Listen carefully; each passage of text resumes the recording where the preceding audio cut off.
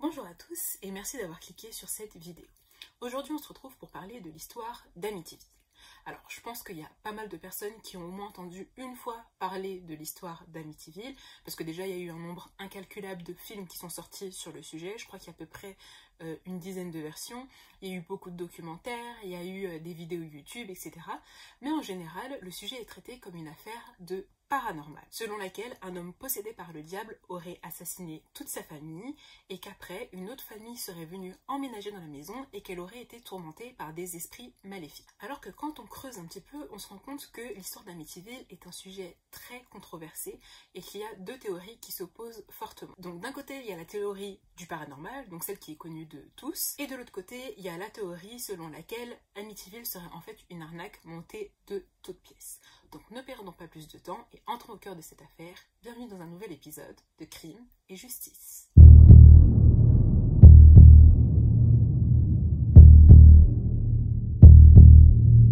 La célèbre maison d'Amityville est située au 112 Ocean Avenue sur l'île de Long Island qui est située dans l'état de New York aux États-Unis. L'histoire d'Amityville commence dans les années 70 avec la famille DeFeo. Les DeFeo sont d'origine italienne. Ils achètent la maison d'Amityville en 1965 et s'y installent la même année. La famille DeFeo est composée du père, Ronald Senior, de la mère, Louise, et de leurs 5 enfants. Donc Ronald Junior, Dawn, Allison, Mark et John DeFeo. Le père, Ronald Senior, est directeur général de la Bricante Carl Buick, donc une concession automobile située à Brooklyn. Et c'est d'ailleurs ce salaire qui leur a permis d'acquérir la belle maison d'Amityville qui est située avec vue sur l'océan. Les DeFeo vont vivre dans la maison environ 10 ans avant qu'un drame ne vienne frapper la famille. Le mercredi 13 novembre 1974, à 18h35, la police va recevoir l'appel de Joey Sweet qui va leur dire que Ronald Jr., donc le fils aîné de la famille DeFeo, est rentré dans le bar dans lequel il se trouvait et qu'il a dit, complètement affolé, que toute sa famille avait été assassinée dans la maison. La police va alors se rendre au 112 Ocean Avenue et va découvrir les 6 corps sans vie du reste de la famille DeFeo. Donc Ronald Jr. sera le seul survivant. Donc la police va prendre en charge Ronald Jr. et va commencer à écouter sa déposition. Ronald Jr. va alors dire à la police que sa famille a été victime d'une vengeance de la mafia italienne dont son père faisait partie. Il va aussi dire que Luis Falini, donc un membre de cette mafia, en voulait fortement à sa famille et qu'il est sûrement le responsable de cette tuerie. Ronald va aussi dire qu'il a été épargné par tout ça, par Luis Falini, tout simplement parce qu'il ne se trouvait pas sur les lieux du crime au moment des meurtres et qu'il était en train de boire et de se droguer avec des amis dans un bar. Après cette déposition, l'enquête va suivre son cours et le rapport balistique va tomber. Et là, on va découvrir que les membres de la famille DeFeo ont été assassinés avec un fusil Marlin de calibre 35.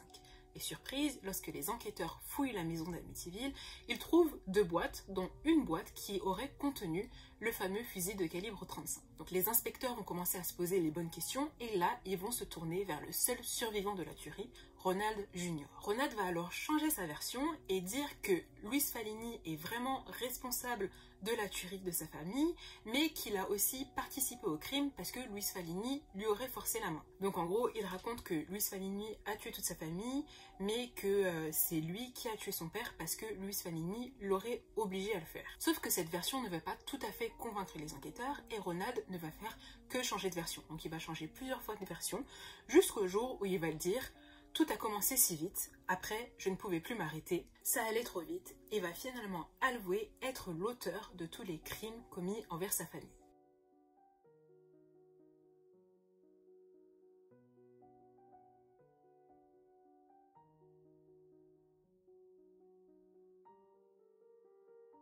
Donc il va donner des détails sur la nuit du crime et il va dire qu'il était à côté de la télévision, puis qu'il est allé dans la chambre de ses parents, qu'il a d'abord tué son père, puis sa mère, qui s'est ensuite rendu dans la chambre de ses petits frères, donc John et Mark, et qui leur a tiré dessus. Il est ensuite allé à la chambre adjacente pour tirer sur sa sœur Allison. Enfin, il est monté au 2e étage pour aller tuer sa sœur Do. Après ça, Ronald Jr. aurait fait le tour de la maison afin de ramasser toutes les douilles, puis il serait parti se changer dans sa chambre et aurait emballé l'arme du crime dans des têtes d'oreiller. Ensuite, il serait parti se débarrasser de toutes les preuves, puis se serait rendu dans un snack bar afin de prendre un petit déjeuner, en attendant l'ouverture de la concession de son père dans laquelle il travaillait aussi. Donc au final, l'affaire semble se résoudre plutôt facilement puisque Ronald Jr. est très vite passé aux aveux. Sauf que la scène de crime et l'enquête vont soulever pas mal de mystères et d'incompréhensions. Par exemple, selon les enquêteurs, aucun membre de la famille n'aura entendu les coups de fusil, tout simplement parce qu'ils ont tous été retrouvés morts dans leur lit. Et toujours selon la police, aucun corps n'aurait été déplacé, ce qui signifie qu'entre le premier coup de feu et le dernier, personne n'a rien entendu et tout le monde est resté dans son lit. Comme si les victimes avaient tranquillement attendu leur exécution dans leur lit. Et les policiers ont fait des vérifications et aucune des victimes ne semble avoir été droguée. Et aussi, aucun voisin n'a entendu les détonations du fusil. Le seul témoignage qu'on a par rapport au voisinage, c'est qu'ils auraient entendu en fait les aboiements du chien entre 3h15 et 3h30 du matin. Alors que selon la police, après de nombreux tests, les coups de fusil étaient même audibles jusqu'à 5 pâtés de maison plus loin que le lieu du crime. Donc comment se fait-il que personne n'ait rien entendu à part les aboiements du chien? La police va aussi faire remarquer qu'il est impossible que Ronald Jr. ait commis les crimes tout seul. Ce qui va les mettre sur cette voie, c'est que toutes les victimes ont été retrouvées dans leur lit avec les bras écartés. La police va aussi relever la présence de 2 à 3 personnes différentes, hors les victimes, sur la scène de crime. Donc ils vont se dire que Ronald Jr. a forcément eu l'aide de quelqu'un qui les a aidés à maintenir les victimes dans leur lit pendant qu'il exécutait les autres. Sauf que le problème, c'est que la police ne va jamais réussir à identifier les autres personnes qui étaient présentes ce soir-là sur la scène de crime. Donc tous ces éléments mis à bout vont être représentés à Ronald Jr. qui va encore une fois décider de changer sa version des faits. Sauf que cette fois-ci, il va dire avoir un complice, mais il va dénoncer un complice plutôt particulier. Ronald Jr. va dire aux policiers qu'en fait, le diable l'a aidé à commettre tous les crimes. Donc il va raconter que ce soir-là, il était en train de regarder un film de guerre à la télévision. Il dit ensuite qu'il a entendu sa famille comploter contre lui dans la pièce d'à côté, et que d'un coup, un démon avec une capuche et des gants noirs lui a tendu un fusil et une voix lui aurait ensuite ordonné de tuer toute sa famille. Quelques mois après avoir donné cette version aux policiers, son procès a eu lieu.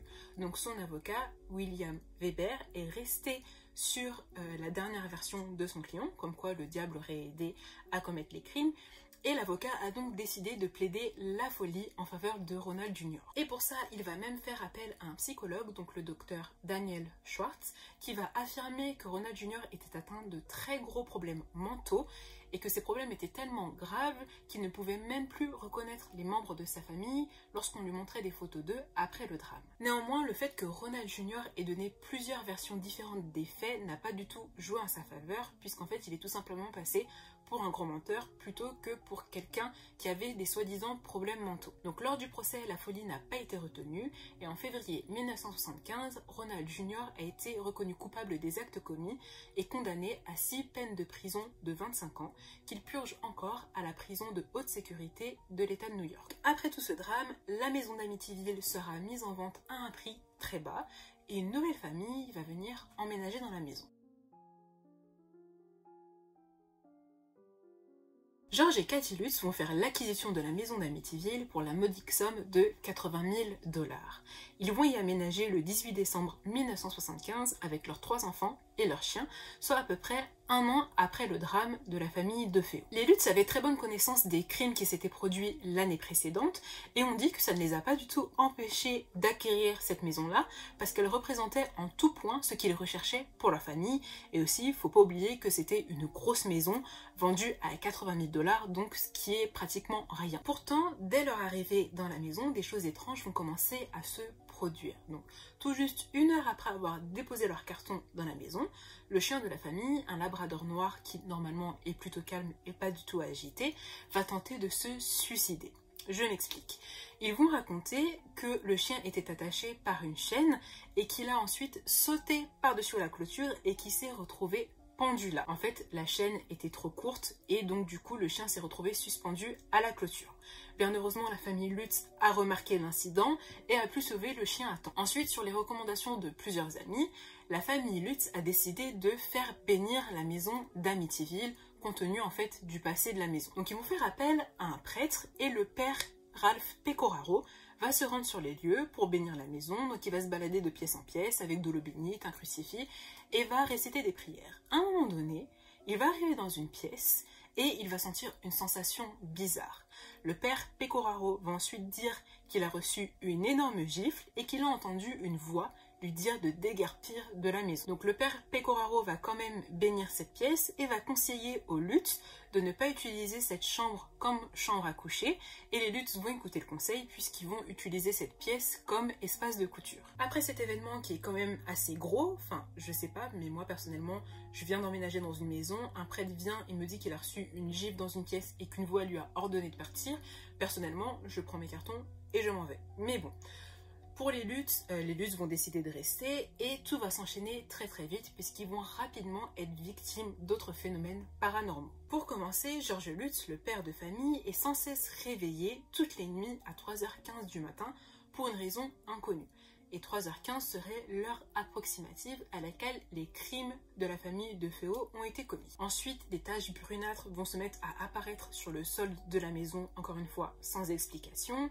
La maison était aussi impossible à chauffer. Même si le chauffage était à fond, il faisait toujours très froid dans la maison. Selon les Lutz, les meubles se déplaçaient tout seuls, ils entendaient des voix, de jour comme de nuit. Ils pouvaient entendre des cris ou des bruits de pas mystérieux. Il y a aussi une des fenêtres d'une pièce de la maison qui s'ouvrait et qui se refermait toute seule. Et aussi la pièce dans laquelle le père Pecoraro avait reçu une gifle est sans cesse envahie de nuages de mouches alors qu'on est en plein hiver et que normalement en hiver, il n'y a pas de mouches. Georges raconte qu'il était souvent de très mauvaise humeur sans avoir d'explication à cela. Il va aussi dire que les enfants aussi étaient touchés par cette atmosphère un peu bizarre, que une heure les enfants pourraient être très gentils, très dociles et que l'heure d'après ils étaient très énervés, limite insupportables. Georges va aussi dire que sa santé s'est dégradée lorsqu'il a habité dans la maison d'Amityville, donc il a perdu énormément de poids. Et Cathy, elle, la mère de famille, va dire qu'elle a ressenti des choses totalement différentes que celles que Georges a ressenties. Elle va plutôt dire qu'elle a ressenti des présences et qu'un jour elle est en train de plier le linge dans une pièce et qu'elle s'est sentie enlacée par une présence féminine. La petite fille du couple, Melissa, surnommée Missy, va aussi commencer à avoir un comportement un peu étrange. Elle disait avoir un ami surnommé Jody et que cet ami se présentait à elle sous forme de cochon démoniaque, donc de cochon avec les yeux rouges. Elle dit que Jody venait souvent l'observer à la fenêtre du deuxième étage. Elle va aussi déclarer que Jody lui aurait dit qu'il était très content que elle et sa famille soient venus habiter dans la maison d'Amityville et qu'il n'allait jamais repartir de la maison. Donc je peux bien comprendre que tous ces événements ont encore plus perturbé la famille Lutz. Finalement, le matin du 14 janvier 1976, la famille Lutz va décider de quitter brusquement la maison d'Amityville. Donc ils vont partir sans rien prendre, ils vont laisser leurs meubles, leurs vêtements, tout, et ils ne vont plus jamais vouloir remettre les pieds dans la maison. Donc les Lutz vont rester vraiment très vagues sur ce qui s'est passé. Ils vont dire qu'ils ont beaucoup de mal à parler de ce qui s'est passé pendant la nuit du 13 au 14 janvier de cette année-là. Mais on peut bien sous-entendre qu'il y a sûrement eu des grosses manifestations paranormales qui les a fait prendre la fuite. Après cette nuit traumatisante selon les Lutz, ils ont décidé de ne plus jamais remettre les pieds au 112 Ocean Avenue et ont décidé d'aménager chez la mère de Cathy qui vivait à proximité d'Amityville. Ensuite, les Lutz vont décider de mener une enquête paranormale pour comprendre qu'est-ce qui se passe exactement dans la maison et de quoi ils ont été victimes. Pour cela, ils vont faire appel au docteur Stephen Kaplan, mais quelques temps plus tard, ils vont décider de se rétracter et de ne pas l'engager. Georges prit des mesures pour faire enquêter sur la maison. J'avais contacté un type qui s'appelait Kaplan, qui s'était présenté comme parapsychologue. Mais j'ai découvert qu'il était vampirologue, ce qui était censé lui donner de la crédibilité, mais pas avec moi. Laura Didio, une journaliste de l'époque qui travaillait pour la chaîne Channel 5 aux États-Unis, a absolument voulu avoir le scoop sur l'affaire et savoir ce qui était réellement arrivé à la famille Lutz. Donc elle est rentrée en contact avec la famille et leur a ensuite présenté Ed et Lorraine Warren, le fameux célèbre couple de médiums qui a aidé à résoudre plein d'affaires de paranormal. Donc c'est Ed et Lorraine Warren qui étaient en tête de l'enquête menée pour savoir ce qui s'était réellement passé à Amityville. Donc l'enquête paranormale va débuter le 6 mars 1976. Donc il y aura des équipes de médiums, de parapsychologues, mais aussi des journalistes et toute une équipe de télévision qui vont se rendre sur les lieux afin de documenter l'enquête paranormale. Donc ce jour-là, Laura va dire que les Lutz ont catégoriquement refusé de mettre les pieds dans la maison et qu'ils ne voulaient même pas toucher en fait le terrain et qu'ils ont préféré rester sur le trottoir d'en face. Donc l'enquête paranormale commence et tout de suite des choses étranges commencent à se produire. Un des caméramans présents sur les lieux a à peine passé la porte qu'il se plaignait déjà de fortes douleurs à la poitrine. Marie Downey, une médium aussi présente sur les lieux, a dit qu'elle a tout de suite ressenti la présence d'un adolescent qui avait sûrement fait de choses horribles. Elle a aussi dit avoir vu une petite fille qui l'observait par la fenêtre du 2e étage. Du côté des Warren, Lorraine Warren a dit qu'elle a dès son entrée senti une présence puissante et que la maison était infestée de mauvais esprits. Elle a aussi ressenti beaucoup de choses, dont une présence très forte qui venait des profondeurs de la terre. Elle a aussi découvert que les membres de la famille DeFeo n'étaient pas les seuls fantômes qui hantaient la maison d'Amityville et qu'il y avait énormément de fantômes maléfiques dans les lieux. Donc en bref, le verdict est sans appel et selon les médiums et l'enquête paranormale, la maison d'Amityville est bel et bien maudite et hantée. D'ailleurs, il paraîtrait que la maison et même tout le quartier d'Amityville est en fait été construit sur un cimetière des Premières Nations et que tous ces esprits du cimetière hantent la maison et demandent en fait à ce que leur espace soit libéré. Mais il va y avoir un petit problème avec cette enquête parce que, ok, il s'est passé des choses bizarres, mais rien n'a été capturé par les caméras, alors que je le rappelle, il y avait des journalistes et une équipe de télévision qui était là pour documenter les choses. Laura, la journaliste à l'origine de toute cette enquête paranormale, était présente sur les lieux le soir du 6 mars. Elle va affirmer qu'elle n'a rien vécu de bizarre ou de paranormal et que les seules choses qu'elle a pu constater, ce sont les réactions des personnes qui ont été victimes de phénomènes paranormaux. Donc elle a vraiment juste pu voir leurs réactions. Et la seule preuve en fait qu'on va pouvoir faire ressortir de cette affaire, c'est une photo qui a été prise par un appareil posé sur un trépied. Donc cet appareil prenait des photos automatiquement. Donc sur cette photo, on va constater la présence d'un enfant qui passe la tête en fait à travers l'encadrement d'une porte. Et toutes les personnes présentes sur les lieux le soir de l'enquête affirment qu'il n'y avait que des adultes et qu'il n'y avait pas d'enfants. Donc au final, l'enfant sur la photo serait une manifestation maléfique. Plus tard, on aurait apparemment montré cette photo à Missy, donc la petite fille du couple Lutz, et Missy aurait affirmé avoir joué plusieurs fois dans la maison avec cet enfant. Au final, il y a juste les réactions des personnes et cette petite photo qui laisse planer un doute assez légitime sur le fait que la maison d'Amityville serait bel et bien hantée. Mais au final, vraiment dans le fond, on n'a pas vraiment de preuves qui viennent corroborer l'histoire des Lutz, ou encore celle de Ronald DeFeo Jr. qui disait que le diable habitait la maison et que c'est le diable qui l'avait poussé à assassiner toute sa famille. Une fois de plus, en tant que journaliste, je dois reconnaître que je n'ai rien vu, je n'ai rien senti, rien d'autre que les réactions d'aide de Lorraine, des autres médiums et des gens autour de moi. Je me souviens à 2 heures du matin de Marvin Scott qui se tourne vers moi et me dit « On ne l'a pas ». En d'autres termes, ce n'était pas l'exorciste pour la télévision. Au contraire, il y aurait d'ailleurs même plus d'éléments qui viennent prouver que les Lutz se seraient en fait servis du drame familial des DeFeo pour monter une histoire de toutes pièces et faire ce qu'on appellerait aujourd'hui le buzz. Et on va même trouver quelques explications qui pourront éclaircir les quelques zones d'ombre qu'il y a dans l'affaire de Ronald DeFeo Jr. Pour commencer, on va se replonger dans l'affaire de Ronald DeFeo Jr. Donc on va d'une part pouvoir réunir certains éléments qui vont pouvoir donner des explications sur ce qui s'est passé le soir des meurtres de 1974 et aussi prouver que le diable n'a sûrement rien à voir avec tout ça. Avant ça, pour mieux comprendre le contexte des choses, on va devoir s'attarder sur le profil de Ronald DeFeo Jr. Depuis l'adolescence, Ronald DeFeo Jr. a des problèmes de comportement et de discipline. Ronnie was Ronald était, disons, un adolescent à problème. Il a dû abandonner l'école à 16 ans à cause de tout ça et trouver des petits boulots pour pouvoir s'occuper. Au moment des faits, il travaillait dans la concession dans laquelle son père était directeur général. Les relations entre Ronald Jr. et sa famille étaient très compliquées. D'ailleurs, il était sans cesse en conflit avec son père et il paraît même que c'était le cas aussi pour sa sœur Dawn. Donc Ronald Senior et Ronald Jr. se disputaient tout le temps et les en venaient parfois même aux mains. Donc on va se rendre compte que Ronald Jr. n'était en fait qu'un petit délinquant et qu'il avait même mis en scène une fausse agression afin de pouvoir voler l'argent de la concession de son père. Ronald Jr. était aussi un très grand consommateur de drogue dure type cocaïne ou héroïne. D'ailleurs, tout le voisinage d'Amityville va plaider en sa défaveur en disant que Ronald était surtout connu pour ses petits vols et ses trafics de drogue. Il avait la réputation de se droguer, d'être violent, de se battre avec son père. C'était une tâche. Tout ce qu'il faisait, c'était boire, parier et se battre.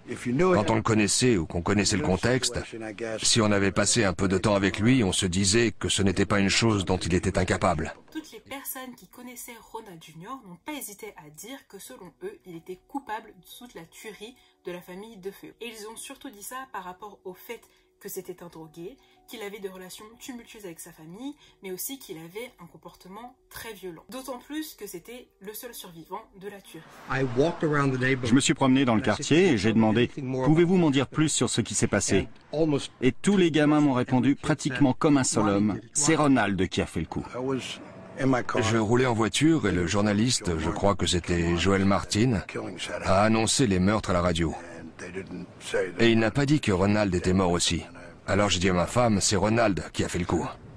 Donc après ce portrait peu flatteur qui a été fait de Ronald Jr., on ne peut que croire que c'est lui le responsable de toute la tuerie. Sauf qu'encore une fois, en creusant un petit peu, on va découvrir qu'il n'est peut-être pas le seul responsable de tout ça. Donc comme je vous le disais un petit peu plus tôt, Dawn DeFeo avait aussi des problèmes avec sa famille. C'est bien de garder ce petit détail-là en tête pour la suite. Parmi les nombreuses versions que Ronald Jr. a données, il y en a une qui sort un petit peu du lot. Elle n'a pas été retenue lors du procès, mais je pense que c'est celle qui se rapproche le plus de la vérité, compte tenu de tous les éléments qu'on a pu découvrir. Sur cette fameuse version, Ronald Jr. avait dit que lui et sa sœur avaient organisé les meurtres de ses parents, donc qu'initialement il devait tuer que les parents, mais que finalement, Dawn a décidé de tuer toute la famille, et qu'en découvrant tout ça, Ronald Jr., par excès de rage, aurait tué Dawn. Et c'est vrai que dans ses toutes premières dépositions, donc dans les toutes premières versions que Ronald Jr. a données, avant même d'avouer tous les meurtres, Ronald Jr. disait à la police que c'était Dawn DeFeo, donc sa sœur, qui avait commis tous les crimes. Sauf que pendant ces dépositions, le grand-père de la famille DeFeo était présent et aurait dit à Ronald Jr. « Arrête de traîner le nom de la famille DeFeo dans la boue et avoue enfin ce que tu as fait. » Ça a duré un moment et puis son grand-père est arrivé. Un policier l'a entendu dire à son petit-fils « Arrête de traîner le nom de la famille dans la boue. Je ne veux plus rien entendre sur ta sœur. Contente-toi d'avouer les crimes. C'est terminé. » Et ce n'est qu'à partir de ce moment-là que Ronald Jr. aurait pris toute la responsabilité des crimes. Autre chose qui peut venir confirmer cette version, c'est que quelques temps après les meurtres, un officier de police va prendre contact avec le journaliste Rick Moran et lui dire qu'il a vu Dawn le soir des meurtres. Donc le policier va dire qu'il aurait vu Dawn vêtue d'un sweat noir, qu'elle portait une capuche et des gants noirs, qu'elle tenait le fusil dans les mains et qu'elle aurait déposé le fusil à l'arrière de sa voiture, qu'elle serait ensuite partie jusqu'à un quai d'embarquement, et ce quai d'embarquement, c'est l'endroit où on aurait retrouvé toutes les preuves, donc l'arme, les douilles, etc., pendant l'enquête. Donc ces témoignages du policier est un peu tiré par les cheveux, j'ai l'impression, mais ça vous rappelle rien, cette histoire de capuche, de gants noirs, etc.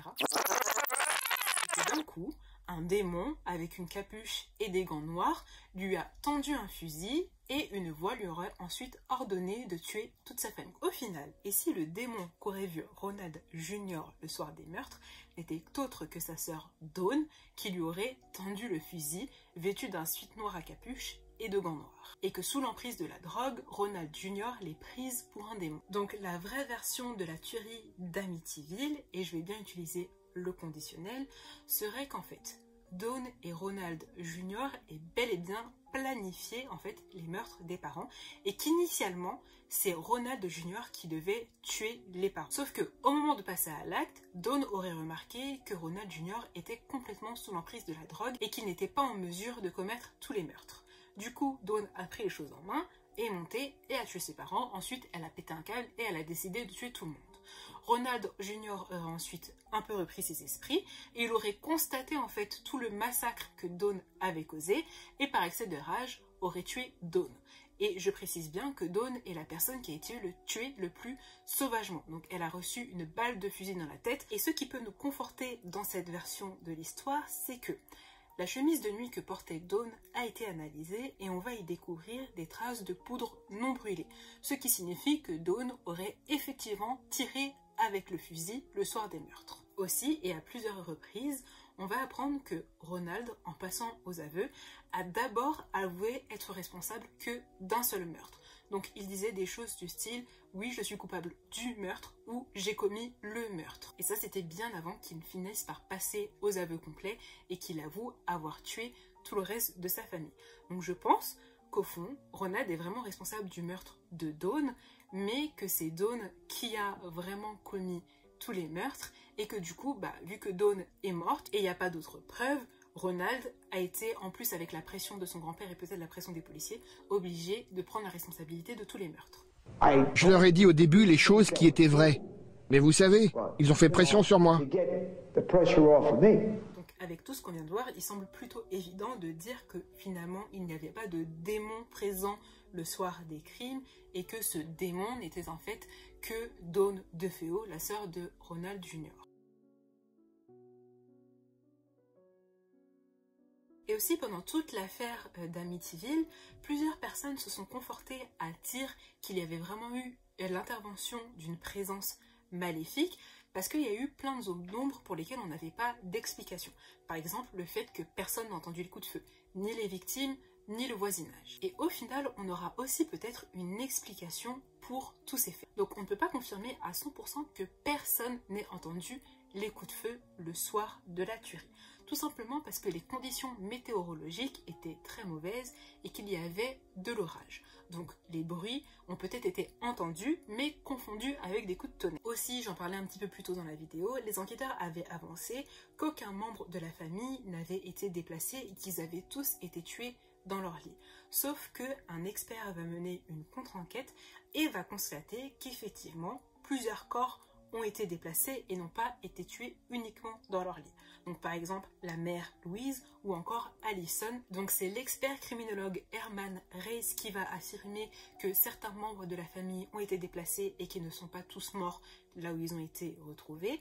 Mais il va aussi confirmer que les meurtres ont été commis avec plusieurs armes différentes. Donc initialement les enquêteurs avaient dit que les crimes avaient tous été commis avec un fusil Marlin de calibre 35, mais finalement l'expert va dire que plusieurs armes ont été utilisées, ce qui donne encore plus de valeur à l'argument selon lequel Ronald n'aurait pas commis les meurtres seul. Maintenant, revenons du côté de la famille Lutz. Comme je le disais précédemment, on va les soupçonner d'avoir profité du drame de la famille DeFeo afin de monter une arnaque de toutes pièces et de faire le buzz et de se faire de l'argent par la même occasion. Et en effet, la famille Lutz n'était pas aussi aisée financièrement que la famille DeFeo, donc on peut comprendre qu'ils aient été tentés de se faire un peu d'argent avec cette histoire. Rappelez-vous, après avoir quitté la maison d'Amityville, les Lutz ont entrepris de mener une enquête paranormale et ont tout d'abord fait appel au docteur Stephen Kaplan. Ensuite, George Lutz a dit qu'il ne voulait finalement plus avoir affaire au docteur Kaplan puisque c'était un vampirologue et que selon lui, il n'avait pas de crédibilité, etc. Sauf que George mentirait à ce sujet et en réalité, il aurait décidé de ne pas engager le docteur Kaplan pour des raisons bien différentes. Roxanne Kaplan, donc la femme du docteur Stephen Kaplan, est une parapsychologue qui travaillait main dans la main avec son mari. Afin qu'il puisse mener l'enquête sur la maison d'Amityville, le docteur Kaplan aurait dit à George que s'il acceptait de mener l'enquête, il allait devoir en parler à la presse. Et que si jamais il trouvait quelque chose, donc il prouvait que la maison était bel et bien hantée, il allait partager les résultats de son enquête avec la presse, mais que si, à contrario, il se rendait compte que tout ça n'était qu'une arnaque, il allait aussi partager ses résultats avec la presse, et tout le monde allait se rendre compte que les Lutz n'étaient que des menteurs. Le docteur Kaplan a alors respecté sa parole, et avant de commencer son enquête paranormale, il l'a annoncé dans un article de presse en disant qu'il allait s'occuper de l'enquête de la maison d'Amityville. Sauf qu'en découvrant tout ça, George Lutz aurait rappelé le docteur Kaplan furieux en lui disant qu'il ne voulait pas de couverture médiatique pour cette histoire-là et qu'il se voyait obligé d'annuler l'enquête du docteur Kaplan. Le problème, c'est qu'après s'être fait passer un savon par George Lutz, le docteur Kaplan va découvrir qu'en réalité, George et Cathy Lutz avaient le matin même fait une conférence de presse avec l'avocat de Ronald Jr., donc William Weber. Donc, quelle est la logique dans tout ça? George Lutz vient littéralement embrouiller le docteur Kaplan parce qu'il parle à la presse, alors que George Lutz fait la même chose le matin même. Et bien l'explication serait toute simple. Je pense que, tout simplement, les Lutz voulaient un tapage médiatique qu'ils seraient capables de gérer. Si le docteur Kaplan avait découvert que toute l'histoire d'Amityville n'était qu'une arnaque et l'avait dévoilée à la presse trop tôt, il aurait été impossible pour les Lutz de faire le buzz et de se faire de l'argent comme ils l'avaient prévu. Tout ça, tout simplement parce qu'en fait, l'histoire des Lutz n'était qu'un tissu de mensonges. Et il est peu probable que les Lutz aient réellement vécu tous les phénomènes paranormaux qu'ils décrivent avoir subis. Tout d'abord, avant de raconter vraiment leurs histoires et de faire des déclarations à la presse, les Lutz se seraient avant tout entretenu avec William Weber, l'avocat de Ronald DeFeo Jr. Et il paraît même que pendant ces entretiens avec William Weber, il était déjà question d'écrire un livre afin de pouvoir vendre leur histoire sur la maison d'Amityville. George Lutz nie complètement ces accusations et dit que lui et sa femme Cathy se sont uniquement entretenus avec l'avocat de Ronald DeFeo Jr. tout simplement pour l'aider à constituer sa défense pour son procès en appel. Encore une fois, William Weber voulait plaider la folie pour son client et pour cela, il avait besoin du récit de la famille Lutz afin que Ronald Jr. puisse obtenir une aide psychologique et peut-être même sortir de prison. Il voulait démontrer qu'il se passait des choses anormales dans la maison et que ces choses auraient pu affecter le comportement de Ronald DeFeo Jr. puisque la famille Lutz avait été également traumatisée par ces mêmes événements. De son côté, William Weber donne sa version et dit que lorsqu'il a rencontré les Lutz, il leur a donné plein de détails sur les crimes commis par Ronald DeFeo Jr. et qu'il leur a même montré des photos de la scène de crime. Il dit que du coup, les Lutz se sont inspirés de ce qu'il racontait afin de pouvoir monter de toutes pièces leur histoire. En gros, les Lutz auraient fait en sorte d'associer chaque événement qui se sont réellement passés le soir des crimes à un événement paranormal. Parce que au départ, les Lutz parlaient seulement de sensations bizarres dans la maison. Ils n'avaient vraiment jamais parlé de manifestations paranormales ou d'interventions d'esprits maléfiques. Ils disaient juste au départ, dans la maison, dans leur première déclaration, que dans la maison, ils se sentaient juste bizarres et qu'ils avaient des sensations bizarres. Un exemple pour démontrer les propos de William Weber. William Weber va dire qu'à un moment donné, il a montré aux Lutz une photo de la scène de crime et que c'est comme ça qu'ils ont constaté qu'il y avait des nuages de mouches dans la pièce. Et c'est ça qui aurait inspiré les Lutz à dire que souvent, sans raison, les pièces étaient envahies de nuages de mouches. William Weber va se rendre compte que tout ce qu'il a raconté aux Lutz pendant leurs entrevues va se retrouver dans le livre L'horreur d'Amityville, une histoire vraie, écrit par Jay Hanson.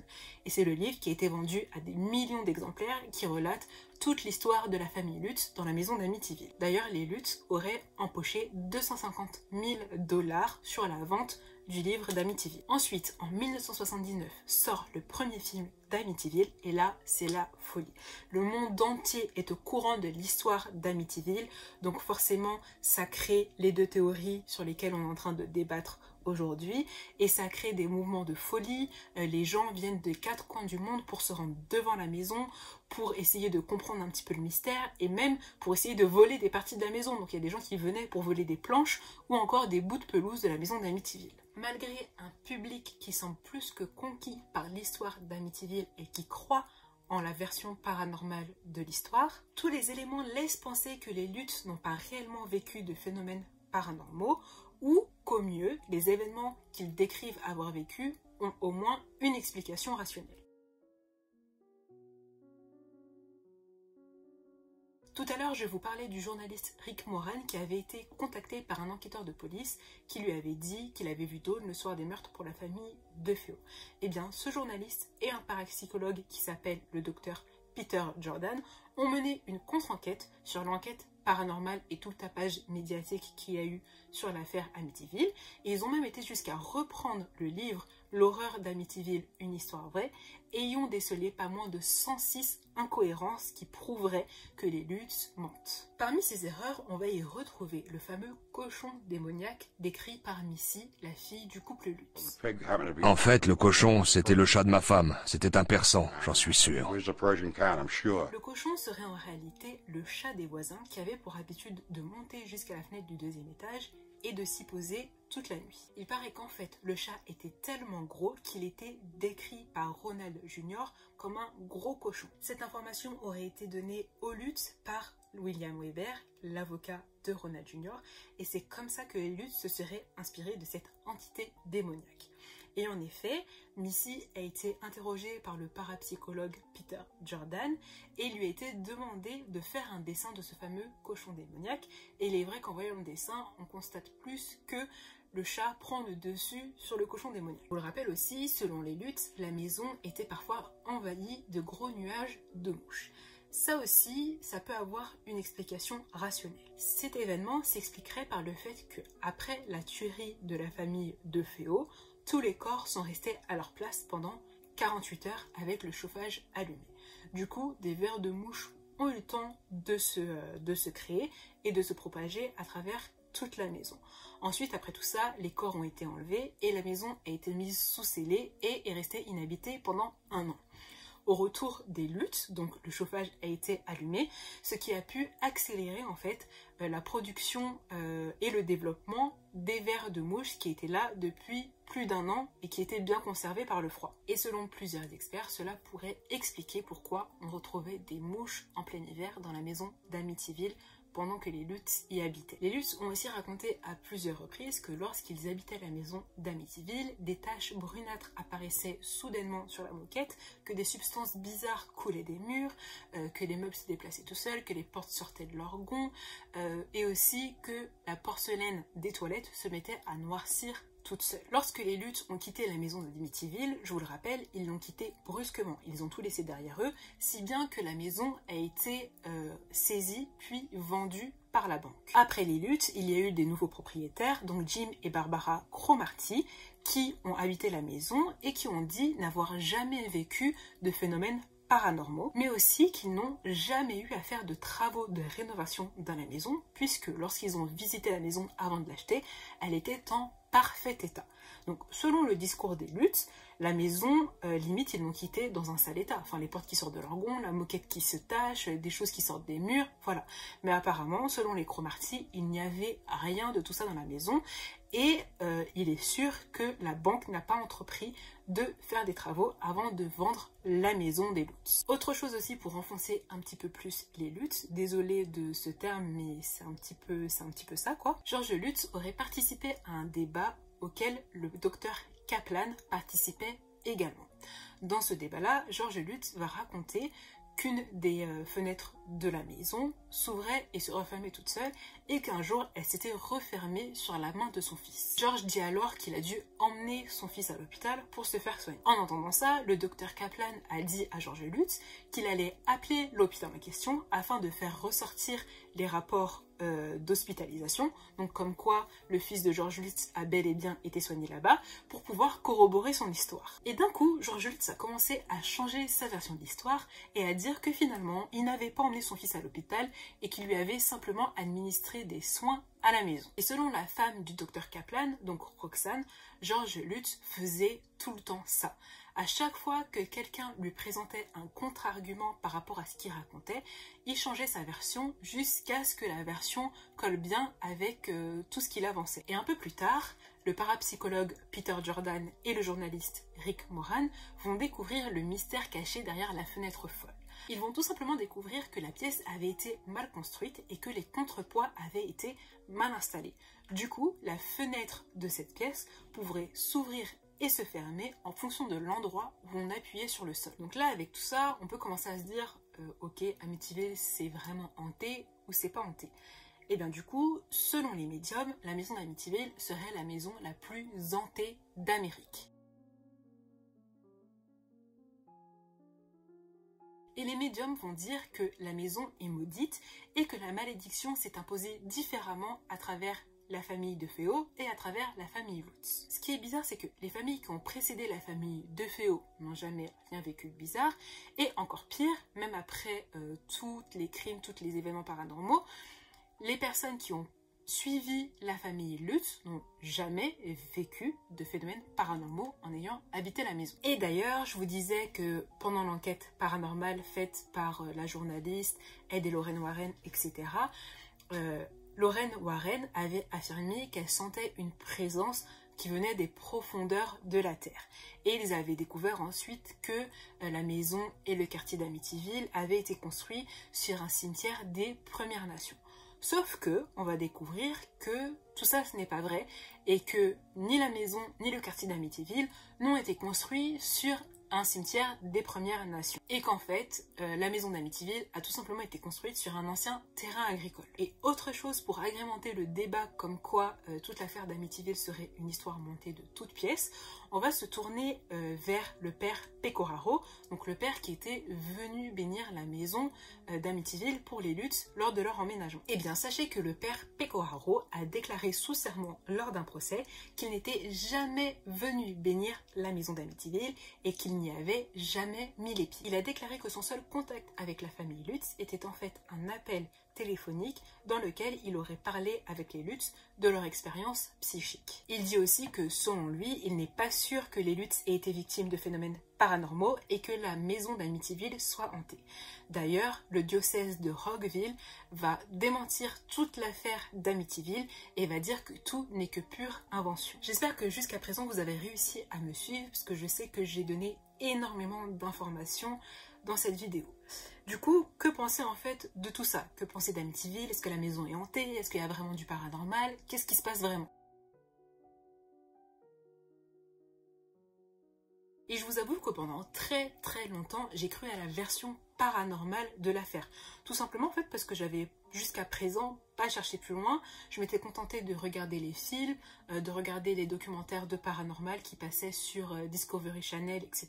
Et aujourd'hui, après toutes ces recherches, même si je pense qu'il y a quand même une petite barre de doute où il y a plein de choses qui restent sans explication, je pense qu'avec tout ce que j'ai pu trouver, on peut clairement affirmer que l'histoire d'Amityville n'est pas vraiment une histoire de paranormal et que c'était plutôt une histoire montée de toutes pièces pour alimenter justement la terreur des gens. Donc pour moi, tout serait vraiment parti d'une folie meurtrière.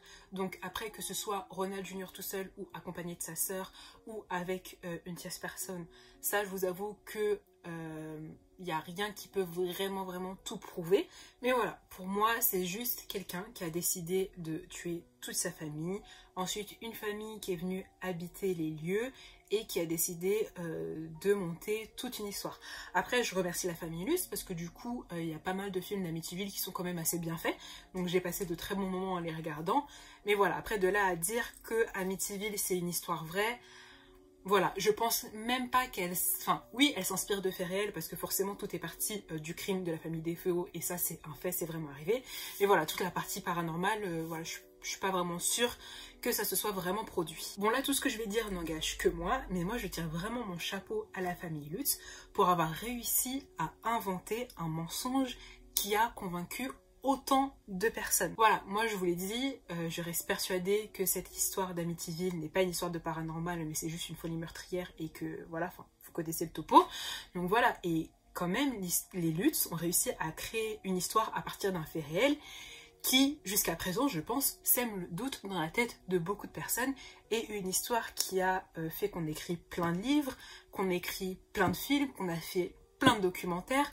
Enfin, vraiment, chapeau. Et aussi, ils ont réussi à se faire de l'argent sur toute cette histoire. Donc après, il est vrai que c'est un petit peu dur de conclure sur l'histoire d'Amityville parce que c'est vrai qu'il y a beaucoup de zones qui restent un peu sans explication. Par exemple, pourquoi la police n'a pas poussé la piste de la participation de Dawn au crime.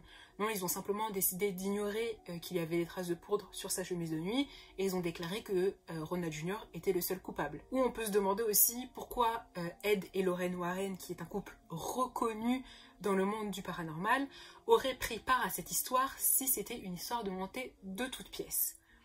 Après, je pense que l'explication reste la même et est très simple. C'était juste une question d'argent. Nous avons travaillé sur de nombreux cas de possession et d'exorcisme, et la Warner Brothers a les droits sur notre vie.